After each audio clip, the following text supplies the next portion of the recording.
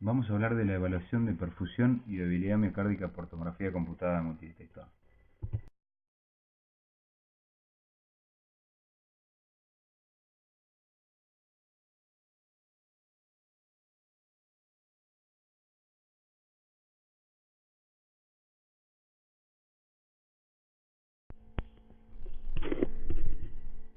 Esta figura de Peter Levy muestra con mucha precisión lo que es la historia natural de la aterosclerosis coronaria, donde quisiera que se fijen cómo a medida que pasan los años, la enfermedad va progresando muy lentamente, con la incorporación por supuesto de los factores de riesgo, y los pacientes permanecen asintomáticos con estudios funcionales, especialmente hablando de perfusión como en esta charla.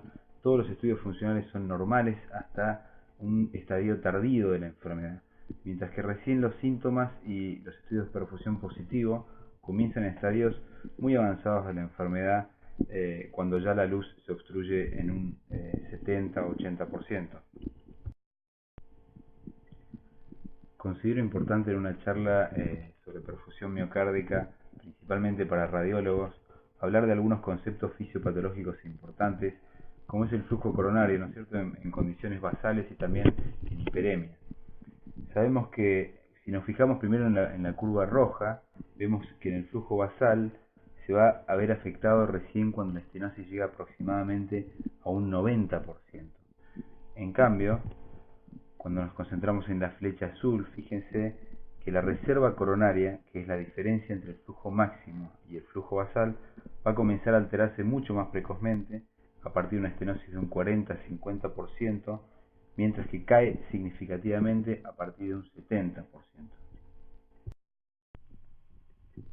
Y también es importante hablar de la cascada isquémica, que resume de alguna manera cronológicamente los índices de isquemia que van apareciendo a medida que va progresando una determinada estenosis. Lo primero que se va a ver alterado, y eso es muy importante acordarse, es la perfusión, que es justamente el objetivo de esta charla.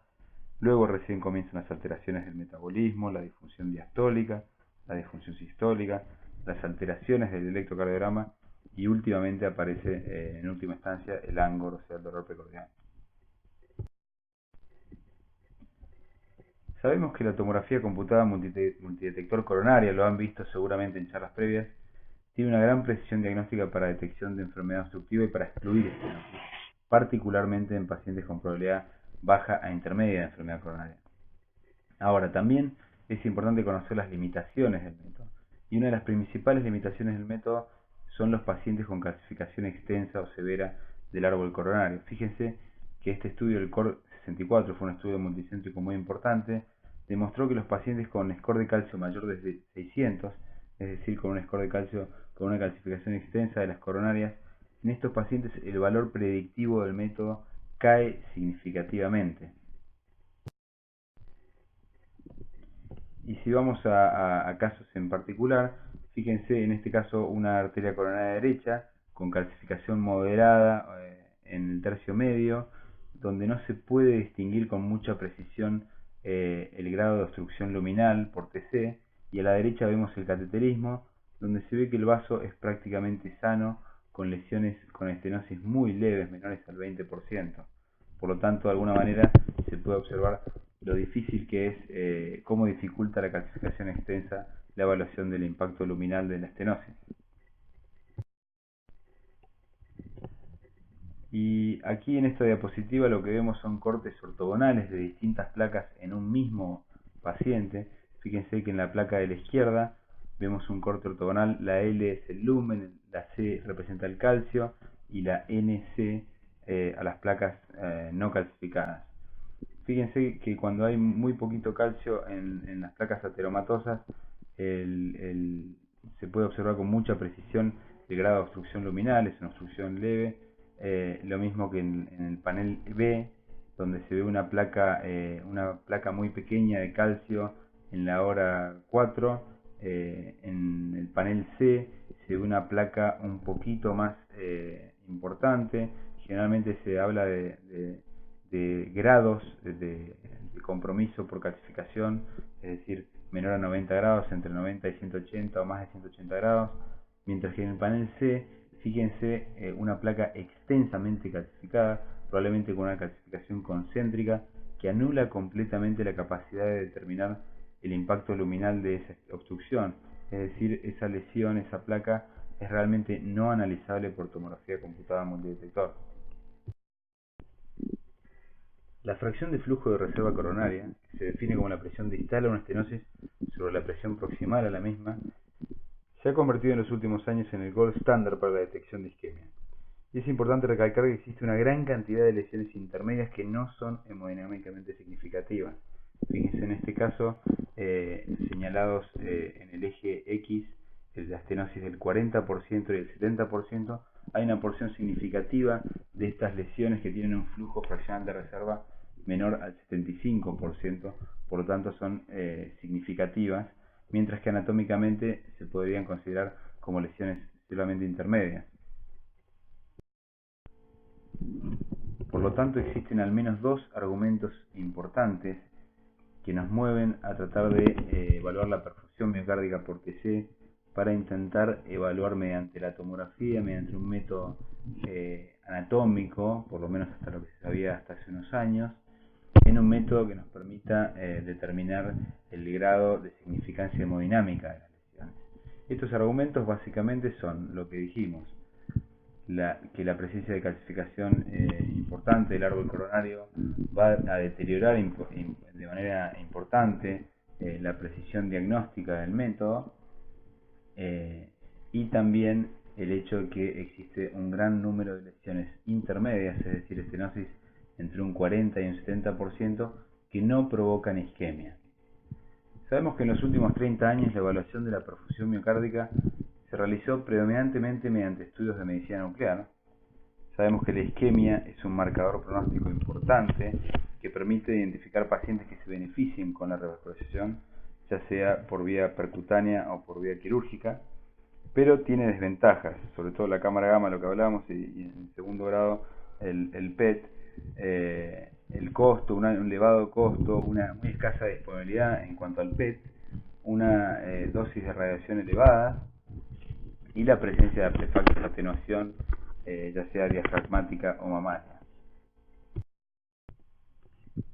Y si vamos a evaluar la perfusión miocárdica, es importante tratar de seguir una clasificación universal para localizar topográficamente esta isquemia. Y la American Heart Association ha recomendado una segmentación ventricular en 17 segmentos para todos los métodos, ¿no es cierto? Para tomografía, para resonancia, para la cámara gamma y también para la ecocardiografía. Es un método bastante sencillo que básicamente divide al corazón en tres ejes cortos, es decir, tres rodajas, a nivel de cortes basales, de cortes medio ventriculares y de cortes apicales. Se toman 6 segmentos basales, 6 medio ventriculares y 4 segmentos apicales, más el segmento 17, que es el apex propiamente dicha, es decir, la punta, que se va a evaluar mediante ejes largos. Fíjense en el panel de la izquierda que podemos ver marcados los territorios irrigados por cada una de las arterias coronarias. En gris van a ver la descendente anterior, que va a irrigar predominantemente la cara anterior y anteroseptal del ventrículo izquierdo. En rayas van a ver el territorio de la arteria coronaria derecha, que va a irrigar la cara inferior básicamente e inferoseptal. Y en blanco van a ver la arteria circunfleja, que va a irrigar toda la cara lateral del ventrículo izquierdo. Y sobre la derecha van a ver la misma segmentación, pero visto en modo de ojo de buey. Ahora, ¿cuáles son las perspectivas? ¿Hacia dónde camina la cardiología de alguna manera en cuanto a la evaluación no invasiva de enfermedad coronaria? Todo va encaminado hacia la búsqueda de una herramienta todo en uno que permite evaluar la anatomía y la función en un mismo scan, es decir, o al menos en una misma sesión. Existen distintas alternativas. Lo que vamos a hablar en esta charla es de la perfusión miocárdica por TC, que se puede realizar durante una misma sesión, durante 2 adquisiciones, es decir, una en reposo y uno bajo estrés farmacológico, la evaluación de perfusión miocárdica. Y lo otro que no escapa al objetivo de esta charla es la detección no invasiva del flujo fraccional de reserva coronaria mediante un solo scan. La evaluación de perfusión miocárdica mediante la resonancia magnética cardíaca con administración de gadolinio ya tiene una larga historia, y fíjense que tenemos la suerte, y es más fácil para entenderlo y para utilizarlo luego para analizar los estudios, que la cinética de contraste del gadolinio y del yodo es muy similar. Esto fue demostrado en un estudio en conejos aislados con infarto agudo de miocardio, donde fíjense, primero nos vamos a concentrar en el wash-in, es decir, en la perfusión en la entrada del gadolinio y del yodo al miocardio. Y fíjense que las barras vamos a tener el miocardio remoto en rojo, remoto es decir, el miocardio sano. En bordó o rosa vamos a ver el núcleo del infarto, y en amarillo no le vamos a dar tanta importancia, básicamente es la periferia del infarto. Pero concentrémonos en las barras rojas del miocardio sano y en las barras bordó, que son del núcleo del infarto. Fíjense qué patrones similares tienen en la resonancia y la tomografía cardíaca en cuanto a la tasa de entrada, es decir, el llenado, la perfusión miocárdica. El miocardio sano perfunde muy rápidamente en escasos minutos, y tanto por resonancia con el gadolinio como con el yodo, mientras que el wash-in, es decir, la entrada del contraste al miocardio, va a ser muy lenta con respecto al miocardio sano por ambos métodos. Y si nos concentramos en el washout, es decir, en el lavado del contraste, se van a ver cambios recíprocos y muy similares entre tomografía y resonancia. Fíjense que en el miocardio sano, en rojo, el lavado del contraste es muy rápido y muy similar entre ambos métodos, mientras que en el miocardio infartado, en bordó, el lavado de contraste es realmente muy lento por ambos métodos. Esto confirma un poco y ayuda a comprender la cinética del contraste, que es muy similar entre el gadolinio y el yodo. Por lo tanto, existen ya no algunos estudios aislados, sino realmente una gran cantidad de estudios monocéntricos y algunos multicéntricos que evaluaron y validaron la tomografía computada multidetector para la evaluación de perfusión miocárdica. Esta diapositiva obviamente no es para que vean en detalle, pero simplemente les remarco en amarillo, fíjense lo que es la sensibilidad y especificidad del método de la TC, de la perfusión miocárdica por TC para la evaluación de perfusión miocárdica, y sobre la derecha van a ver la dosis de radiación. Fíjense que la sensibilidad y especificidad aproximadamente no baja del 80%. Y les voy a mostrar un par de estudios. Ustedes saben que ya lo han visto en clases previas seguramente, que existen numerosas generaciones de tomógrafos. En este caso, un estudio publicado por Ricardo Curi mediante tomógrafos de 64 filas detectores, donde se evaluó la perfusión miocárdica por TC versus SPECT, utilizando el cateterismo como gold standard. Y fíjense que la sensibilidad de la TC fue superior al SPECT, abajo a la izquierda. La especificidad fue muy similar, el valor predictivo positivo fue el mismo y el valor predictivo negativo fue significativamente superior, con una dosis total de 2 scans, básicamente obviamente el scan en estrés con dipiriamol, que es un vasodilatador, y el scan para evaluar las coronarias, el árbol coronario en reposo, una dosis total de 14 milisievert, es decir, aproximadamente similar a una dosis de SPECT o quizá algo mayor en ese caso. En la figura ven la evidencia de isquemia demostrada a nivel anterior y anterolateral.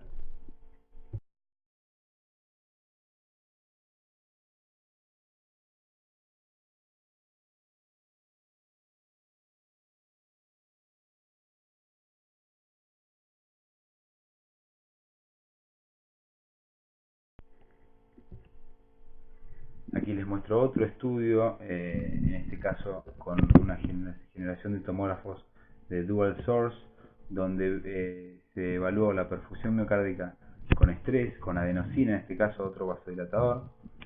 Se evaluó también, se hicieron 3 scans básicamente. Se hizo la perfusión miocárdica con estrés, luego se hizo el reposo para evaluar la anatomía coronaria, y luego se hizo una adquisición tardía para evaluar el realce tardío, y de esta manera evaluar la presencia de necrosis, ¿no es cierto? Y se comparó con el SPECT, como en el estudio que les mostraba previamente. Fíjense que en este caso la sensibilidad del ATC fue 79% versus 67% del SPECT y una especificidad muy similar de aproximadamente un 80% de ambos métodos. Es interesante que la utilización de 3 scans en la misma sesión representaron una dosis de radiación efectiva de 12.7 milisieverts, que fue idéntica a la dosis asociada al SPECT. Y en este caso arriba fíjense que van a ver en el panel A la perfusión miocárdica con estrés, donde ven isquemia extensa anterior, anteroseptal y anterolateral. Fíjense cómo se ve una hipoperfusión importante en esos segmentos, que coincide con la presencia en el panel B de una lesión severa en la arteria descendente anterior proximal.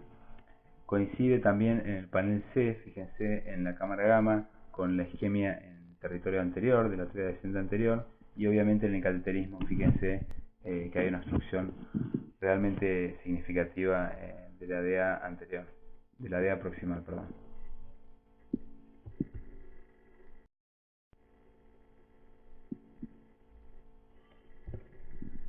Finalmente mostrarle otro estudio también con tomógrafos de dual source, que en este caso se compara con la resonancia magnética cardíaca. Fíjense que se evaluaron 2 scans, la perfusión miocárdica con estrés con adenosina también, y se evaluó la anatomía con un scan en reposo. Y fíjense que con respecto a la precisión diagnóstica del ATC con respecto a la resonancia, se observó una sensibilidad, especificidad, valor predictivo positivo y negativo, todos arriba del 90%, con un área bajo la curva de 0.92, es decir, realmente una precisión diagnóstica muy elevada.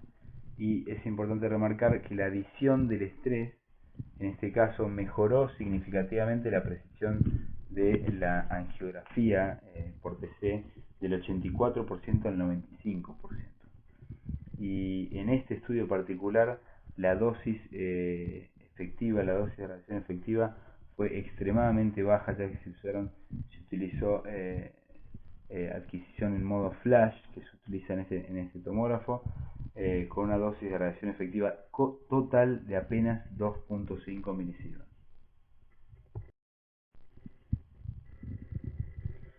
Vamos a mostrarles algunos casos. Este es un hombre de 71 años con antecedente de bypass coronario, con un puente mamario a la arteria descendente anterior y puentes venosos circunfleja y coronaria derecha, con dolor precordial.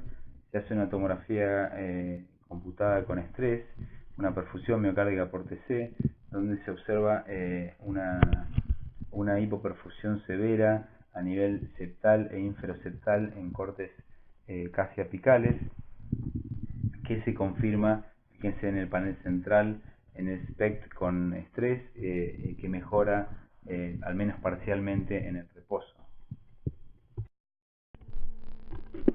En este caso les muestro otra paciente de 74 años con hipertensa, con dolor precordial atípico, que se realiza una perfusión miocárdica por TC, en este caso de doble energía con estrés.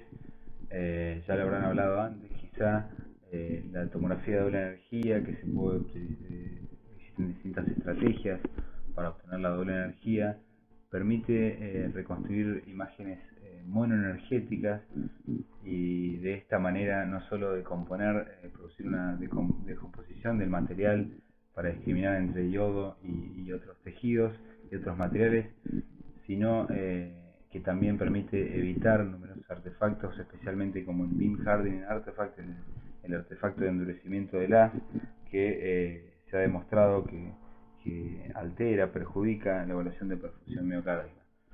En este caso ven una isquemia anterior y anteroseptal importante, confirmada en el SPECT, y en el cateterismo a la derecha ven una lesión severa, una lesión crítica del tercio medio de la arteria descendente anterior.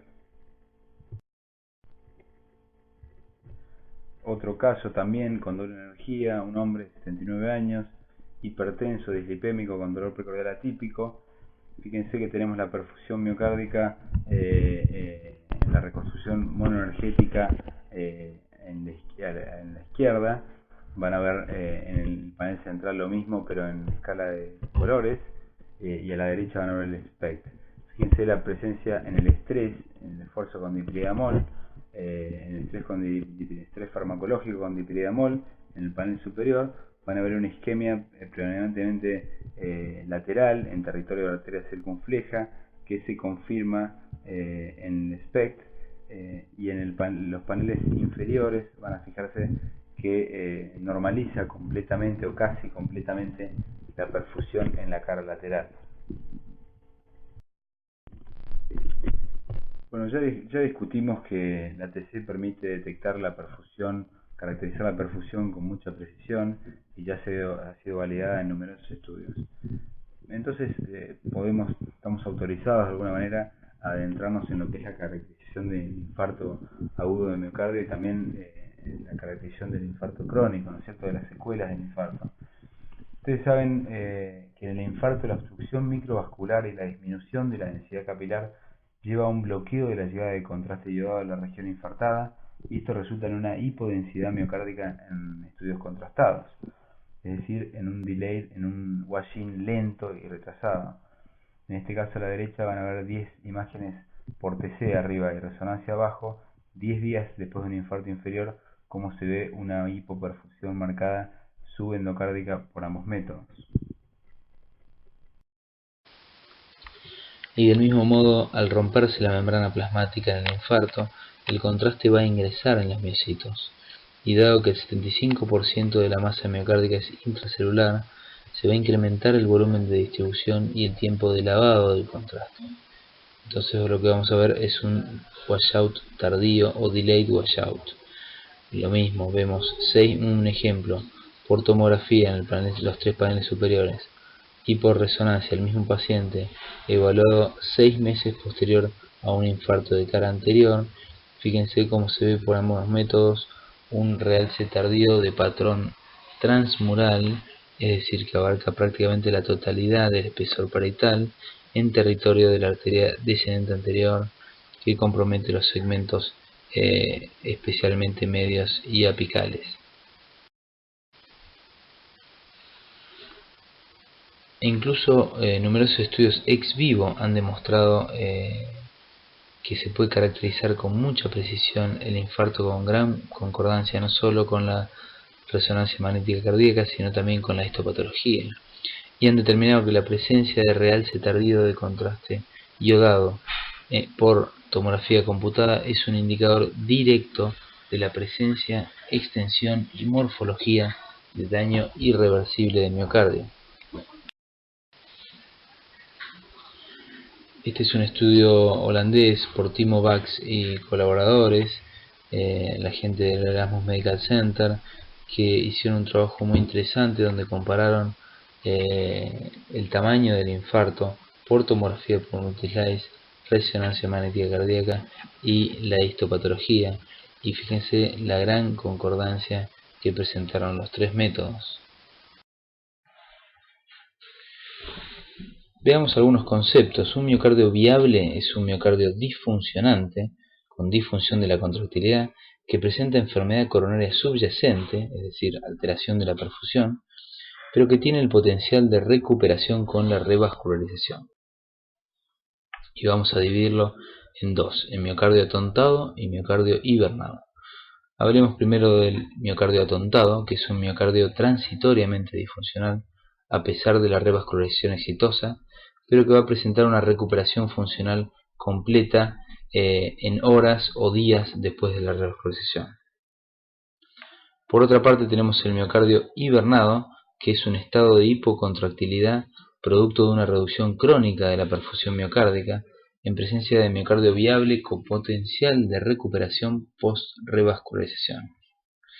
Dicho de una manera un poco más clara, definamos el miocardio atontado como la alteración de la contractilidad ante un evento isquémico agudo que va a recuperarse funcionalmente con la revascularización, mientras que el miocardio hibernado es un miocardio disfuncionante producto de una reducción crónica de la perfusión. Y por otra parte tenemos el miocardio necrótico, que es ya el que presenta un daño miocárdico irreversible. Si bien es inapropiado dividir de manera dicotómica el miocardio viable del miocardio necrótico, por una parte el miocardio viable, que es un miocardio disfuncional con potencial de recuperación, es decir, una disfunción reversible, dividirlo de un miocardio necrótico, que es el daño miocárdico irreversible, nos puede servir para comprender inicialmente lo que es el concepto de viabilidad miocárdica, cómo los distintos métodos y herramientas diagnósticas van a tratar de discriminar entre qué está vivo y qué presenta necrosis. Pero como vemos en este gráfico, esta visión dicotómica es inapropiada, ya que existen muchos grises en el medio.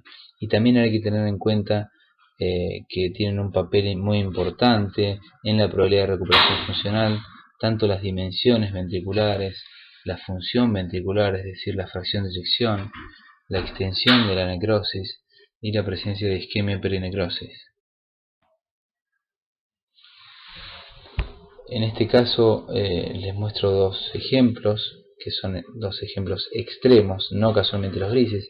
A la derecha, en movimiento, ven una TC funcional cardíaca, donde ven un marcado adelgazamiento parietal de todo el septum interventricular con un trombo en la punta e hipodensidad parietal importante, es decir, una secuela de infarto transmural extenso del territorio correspondiente a la arteria descendente anterior.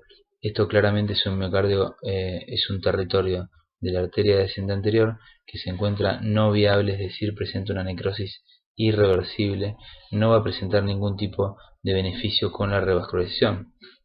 Por otra parte, a la izquierda, las flechas señalan, esta es una secuencia de realce tardío por TC, señalan un área de realce tardío subendocárdico que compromete menos del 25% del espesor parietal, es decir, este es un miocardio viable en territorio de arteria circunfleja, ya que presenta una muy pequeña necrosis subendocárdica menor al 25% en territorio de la circunfleja.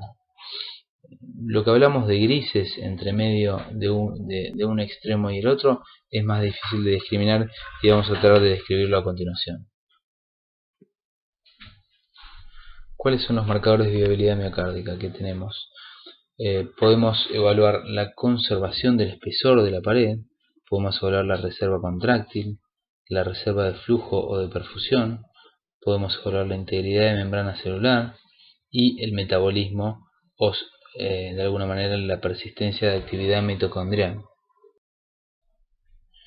¿Y con qué herramientas disponemos? Bueno, disponemos de la ecocardiografía con dobutamina, que no vamos a hablar obviamente en esta charla, la medicina nuclear con el SPECT y el PET, la resonancia magnética cardíaca con técnicas de realce tardío y también de estrés con dobutamina, y de la tomografía computada, que es a lo que compete esta charla.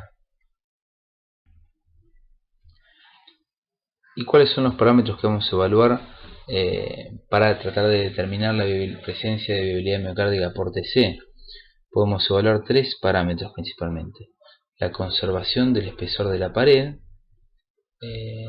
hablamos de necrosis generalmente, obviamente sin entrar en detalle, cuando estamos hablando de regiones hipocontráctiles con un espesor de la pared menor a 5 milímetros. También podemos evaluar la presencia de alteración de la perfusión en reposo, es decir, hipoperfusión en reposo, también en áreas hipocontráctiles. Y también podemos evaluar la integridad de la membrana celular, es decir, la presencia de metaplasia lipomatosa, como vamos a ver a continuación, y de realce tardío, que van a marcar regiones ya sea con necrosis subendocárdica, necrosis transmural o ausencia de necrosis. ¿Y por qué es importante evaluar la viabilidad miocárdica? Este fue un estudio muy importante, fue un metaanálisis que incluyó 24 estudios con 3.088 pacientes, que demostró que la revascularización de pacientes con miocardio viable, es decir, con disfunción sistólica del ventrículo izquierdo y con enfermedad coronaria subyacente, la revascularización de estos pacientes otorgó una reducción significativa de la mortalidad, una reducción cercana al 80%, mientras que la revascularización de pacientes con miocardio no viable no otorgó ningún tipo de beneficio.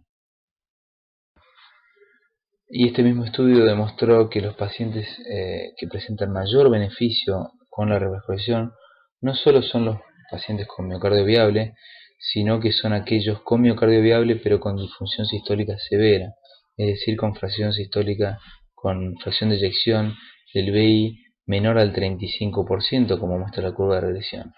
Mientras que los pacientes con miocardio viable pero función sistólica cercana a la normal no presentan ningún tipo de beneficio.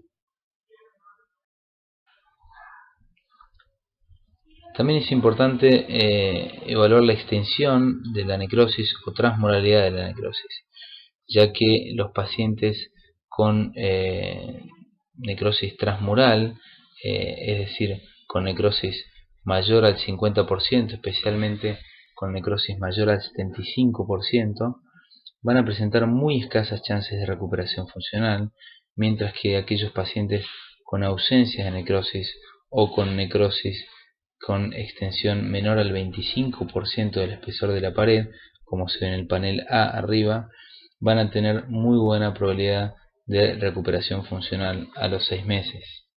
En el panel de abajo ven una extensión transmural prácticamente del 100% del espesor parietal en territorio inferolateral del ventrículo izquierdo, es decir, en territorio de arteria circunfleja. Sin embargo, el Stitch Trial, que fue un estudio que incluyó 1.200 pacientes con miocardiopatía isquémica con deterioro severo de la función sistólica, determinó que la búsqueda de viabilidad y consecuentemente la decisión o no de revascularización no redujo la incidencia global de eventos a 12 meses. Sin embargo, como endpoint secundario, este estudio determinó que la búsqueda de viabilidad condujo a una reducción del 19% de la tasa de muerte cardíaca y también a una reducción del 26% en la incidencia de muerte cardíaca y hospitalización. Si bien hay que remarcar que estas dos variables no alcanzaron significancia. También se debe decir que el Stitch Trial, junto con otro estudio grande que se realizó, estudio prospectivo que evaluó el impacto de la búsqueda de viabilidad, fue el PIPAR-2, son estudios realmente muy difíciles de diseñar y de conducir, ya que no solo la viabilidad es un concepto con muchos grises, sino que también la definición de miocardio hibernado es muy variable de estudio a estudio y de metodología en metodología. Y el Stitch Trial, junto con otro metaanálisis publicado en el 2012, han definido de alguna manera qué es el tejido hibernado. ¿Por qué decimos tejido? Porque lo definen por segmento de miocardio, y lo define como un segmento que presenta un espesor de fin de diástole de menor a 5.5 milímetros, que presenta también alteración de la contractilidad en reposo, pero con secuela de infarto menor al 50% del espesor parietal, o con un segmento que presenta alteración de la contractilidad en reposo, pero que demuestra reserva contráctil con bajas dosis de dobutamina, ya sea evaluada por ecodobutamina o por resonancia magnética. Si bien ya lo habrán visto en charlas previas, es importante mostrarles de manera un poco más gráfica lo que es la gran precisión de la TC cardíaca para evaluación de la función miocárdica. Y también mostrarles datos de un estudio muy interesante, que fíjense que incluso con tomógrafos de 16 filas de detectores presentan una gran concordancia con respecto a la resonancia magnética cardíaca, tanto para evaluación de fracción de eyección, volumen de fin de diástole, volumen de fin de sístole, como masa miocárdica. Y también podemos evaluar mediante TC lo que es la obstrucción microvascular, o lo que se denomina por resonancia, por cateterismo, lo que se conoce muy bien como el no reflow. Esto lo observamos en los infartos transmurales, cuando se ve un realce tardío de patrón transmural, pero en el centro se ve, como en estas figuras, tanto arriba con resonancia como abajo con TC, se ven zonas negras en el medio rodeadas de realce tardío de contraste. Esas zonas negras son zonas donde el contraste nunca llegó a entrar. No solo tarda en, no es, digamos, como en el realce tardío convencional, que simplemente tarda en lavar el contraste, sino que es un área de realce tardío transmural rodeada de zonas negras donde el contraste, por la obstrucción microvascular, ya sea por obstrucción de los capilares, por microtrombosis o por compresión extrínseca, el contraste no llegó a ingresar, y esto realmente es un predictor independiente de complicaciones postinfarto que se puede evaluar tanto por resonancia como por tomografía. Y para mostrarles algún ejemplo de la capacidad que tiene la TC para evaluar las características del infarto, fíjense qué lindo este caso, que gráfico, un infarto anterior transmural extenso. Fíjense cómo está adelgazada, significativamente adelgazada toda la cara anterior en los cortes medios y apicales, presenta aquinesia parietal, y también se observa a nivel de la punta un trombo mural con movilidad en su extremo más proximal y con calcificación adherido a la pared. Y en búsqueda de una aplicación clínica a lo que es la detección de viabilidad miocárdica por TC, lo que hicimos fue someter a pacientes que se habían realizado una angioplastía primaria post-infarto agudo de miocardio con supradesnivel del ST. Se realizó la angioplastia, se colocó un stent y se llevó a los pacientes directamente a la sala de tomografía en una mediana de 16 minutos, y se realizó una TC cardíaca sin adicionar absolutamente nada de contraste, modulando el tubo obviamente para irradiar menos, ya que no necesitábamos ver las coronarias, y sin controlar la frecuencia cardíaca. Como ven aquí a la izquierda de movimiento, ven un realce tardío transmural extenso que abarca todo el septum interventricular de la base a la punta, correspondiente a un infarto de la arteria descendente anterior. Si ven, es un área que se observa completamente aquinética, mientras presenta muy buena motilidad parietal, el miocardio remoto o miocardio sano lateral.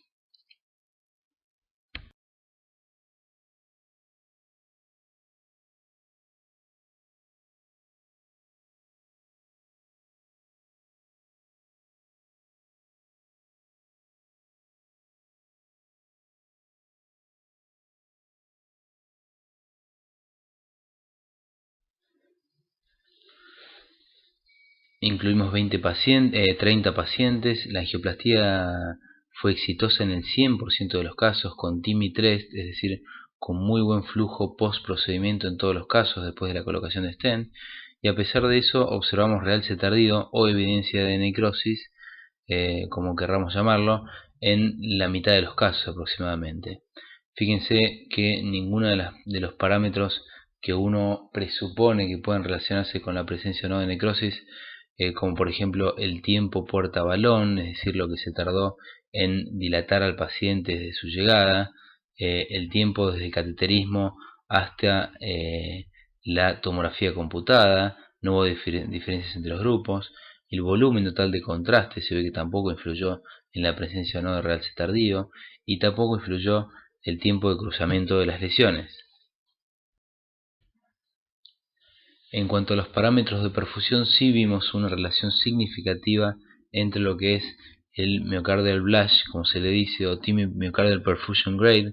Para que ustedes se den una idea, es un parámetro angiográfico que lo que habla es de lo que es el flujo microvascular, y vimos que el 100% de los pacientes con mal flujo microvascular por cateterismo, es decir, con mal blush, presentaron realce tardío, mientras que el 73% de los pacientes con buen flujo microvascular presentaron ausencia de realce tardío.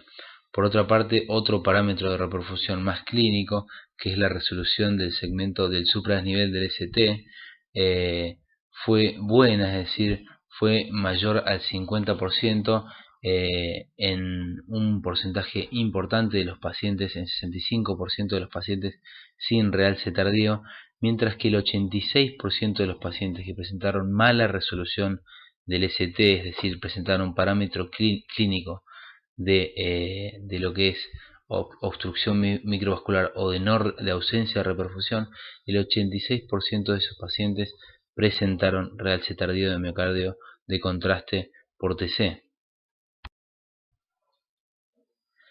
También observamos otros parámetros en cuanto a evolución intrahospitalaria de seguimiento. Fíjense que los pacientes con realce tardío presentaron un mayor pico enzimático, un mayor pico de enzimas, fue significativamente mayor, de 1500 dSK contra 460, una fracción de eyección del ventrículo izquierdo previa al alta significativamente menor, de 44.6 versus 54.1. Se observaron un mayor porcentaje de complicaciones intrahospitalarias, si bien no fueron de gravedad, pero fue significativamente mayor. No se observaron diferencias en cuanto a los días de internación, tampoco en cuanto a no hubo ningún muerto en ninguno de los grupos, y tampoco se observaron diferencias significativas en cuanto a eventos a 6 meses de seguimiento. También observamos una correlación significativa entre el pico enzimático y el número de segmentos con realce tardío. Para mostrarles un caso, este es un hombre de 55 años, dislipémico, sin angina preinfarto, que presenta un supradesnivel del ST de B1 a B4 de cara anterior, es decir, un parámetro de infarto con supradesnivel del ST de cara anterior del ventrículo izquierdo. Se realiza un cateterismo donde se observa oclusión de la arteria descendente anterior en su tercio proximal. Se va a colocar un stent, queda con buen resultado, pero muy microvascular, con un BLASH o Myocardial Perfusion Grade de 0. No resuelve bien el segmento ST en el electro y tiene un pico enzimático de 4400.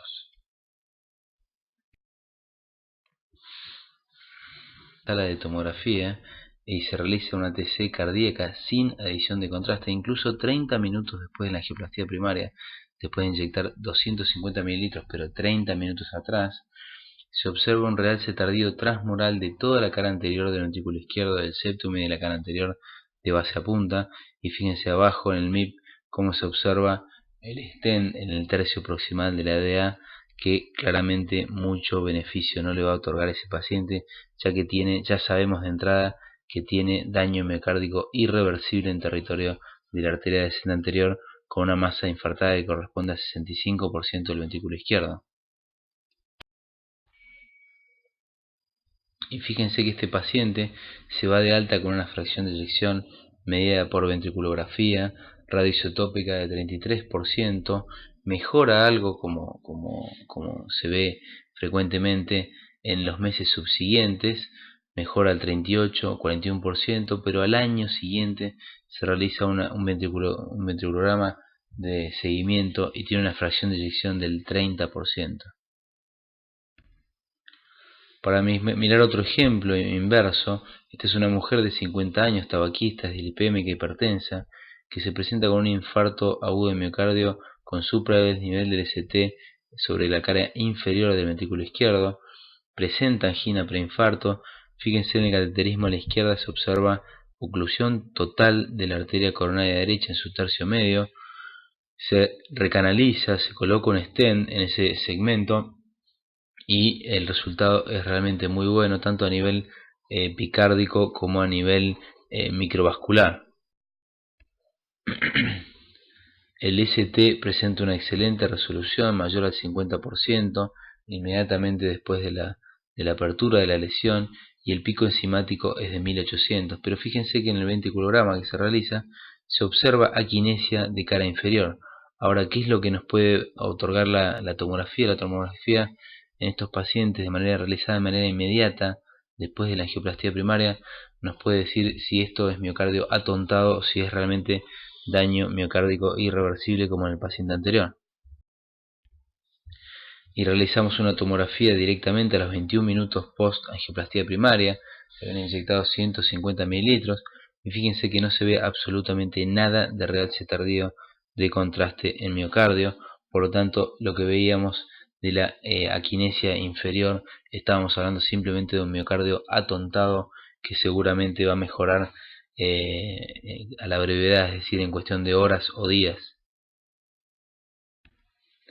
Y eso lo confirmamos ya que el paciente se va de alta con una fracción de eyección del 44% producto de ese atontamiento, pero al mes de seguimiento, al mes y medio de seguimiento, ya tiene una fracción de eyección del 60%, es decir, completamente normal, y una perfusión absolutamente normal, como se ve a la izquierda.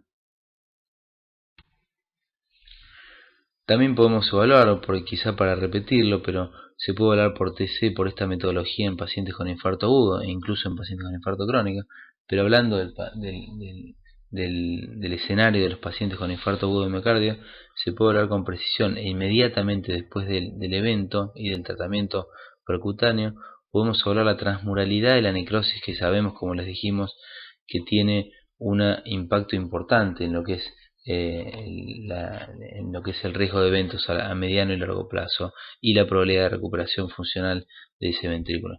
Fíjense, a la izquierda lo que ven es un realce subendocárdico realmente muy fino, un infartito subendocárdico muy pequeño en territorio de arteria circunfleja, con extensión menor al 25%, con grandes chances de recuperar funcionalmente, mientras que a la derecha van a ver un infarto transmural también sobre la arteria, el territorio de arteria circunfleja, pero realmente es transmural prácticamente del 100% de la pared, es decir, las chances que tiene de recuperación funcional son prácticamente nulas.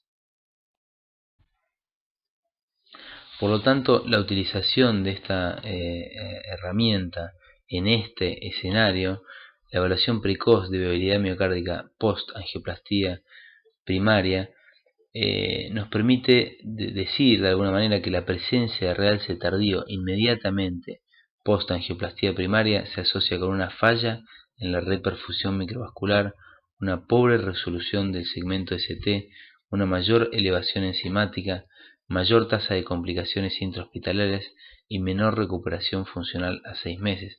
Es decir, con esta herramienta podemos estratificar tempranamente a estos pacientes con infarto agudo de miocardio. Y también uno puede cuestionar, de alguna manera se ha cuestionado este tipo de metodologías, ya que podemos evaluar la viabilidad con tanta precisión mediante la resonancia. Podemos cuestionar la evaluación de la viabilidad por TC, especialmente en el estadio crónico, y una de las dudas es el tema de la radiación, de la dosis de radiación efectiva. Pero fíjense que este autor, Goetti y colaboradores, e incluso otros autores más recientes han demostrado que se puede realizar, evaluar, caracterizar el realce tardío de contraste miocárdico con gran precisión, con una sensibilidad prácticamente del 70%, una especificidad cercana al 100% a dosis por debajo de 1 milisievert. Es decir, que estamos hablando de un método comparable con la resonancia en cierto modo y a dosis muy bajas en pacientes, que puede ser de mucha utilidad tanto en estadio agudo como les mostré, que donde la resonancia realmente tiene más dificultades por una cuestión de logística y de tiempo, como en estadio crónico, como ya verán en algunas otras charlas, me parece, donde puedo otorgar una información adicional por sobre la evaluación de las arterias coronarias a nivel anatómico, por sobre lo que es la información sobre perfusión miocárdica y a instancias de muy bajas dosis de radiación. Esto es realizado obviamente con equipos de última generación de doble tubo o incluso, como ya existen en el país, equipos de lo que es doble energía. Otro tema que hay que hablar si hablamos de caracterización de infarto y de alguna manera de viabilidad miocárdica es lo que es la metaplasia lipomatosa. Realmente es difícil de comprender cómo recién en el año 98 se habla por primera vez de lo que es la metaplasia lipomatosa en infarto. Ustedes saben que la detección y caracterización del tejido adiposo por histopatología es algo realmente muy sencillo, que se describe sin embargo por primera vez en el año 98. ¿Cómo se explica esto? Además de una disminución en la densidad capilar, los infartos crónicos comúnmente tienen una considerable cantidad de tejido adiposo. y ya en el 2004 se ha demostrado depósitos de grasa en el 84% de los infartos crónicos, desconociéndose aún el mecanismo del mismo. Esto cambió un poco el concepto de lo que es la famosa cicatriz del infarto, ya que muy raramente vemos fibrosis y lo que más se ve es justamente un reemplazo graso del tejido necrótico. También por resonancia magnética, en el año 2007 se publicó un estudio muy interesante con confirmación histopatológica, donde detectaron tejido adiposo en prácticamente el 80% de los pacientes con infarto de miocardio mayor a 6 meses de antigüedad. Y nosotros, sabiendo que es tan frecuente la metaplasia lipomatosa en el infarto crónico, intentamos caracterizar el infarto incluso con un estudio tan sencillo como el score de calcio coronario, o si quieren llamarlo de alguna otra manera, como con tomografía cardíaca, tomografía computada cardíaca sin adición de contraste. Y fíjense que determinamos una sensibilidad del 58%, una especificidad del 100%, un valor predictivo positivo del 99% y negativo del 92%. Y les muestro un ejemplo aquí. Arriba ven las imágenes del score de calcio sin contraste, obviamente, y abajo ven la TC cardíaca, la angio-TC cardíaca convencional. Fíjense que se ve con mucha claridad por los dos métodos lo que es una hipodensidad de todo el septum interventricular, el septum anterior y medio, y lo que es en cortes medio ventriculares y apicales, con un ventrículo, una pared ventricular realmente adelgazada, es decir, es un miocardio claramente que ha sufrido un infarto transmural, que no va a ser revascularizable, y si se intenta una revascularización, ese miocardio realmente tiene muy pocas chances o prácticamente no tiene chances de recuperar funcionalmente. Fíjense un detalle simplemente para mostrarles que por la angio-TC sí se puede caracterizar con más precisión. Obviamente se ve en este caso la presencia de un trombo mural apical que no se observa mediante el score de calcio. Este es para mostrarles otro ejemplo que es mucho menos frecuente, pero se ve que a veces se observa con poca frecuencia calcificación de la secuela, ¿no es cierto? En este caso vemos un infarto transmural inferobasal. Fíjense que bien se ve incluso la calcificación hasta del músculo papilar. Este es un miocardio absolutamente no viable, que va a tener nulas chances de recuperación funcional con la revascularización. Ahora, los niveles bajos de atenuación, realmente bajos, que veíamos a nivel de las áreas necróticas, ¿correspondían a grasa estrictamente o no? Entonces, ¿qué hicimos? Lo que hicimos fue comparar las unidades de Hanfield a nivel de las zonas necróticas con las unidades de Hanfield a nivel de la grasa pericárdica. Y fíjense que si bien los niveles de atenuación a nivel de la necrosis eran negativos, es decir, menores a 0, eran niveles que no alcanzaban a niveles de tejido realmente graso como la grasa pericárdica. Fíjense, tanto por el score de calcio eran niveles de unidad de Hanfield de menos 11 en las zonas necróticas, y niveles de menos 105 en la grasa pericárdica.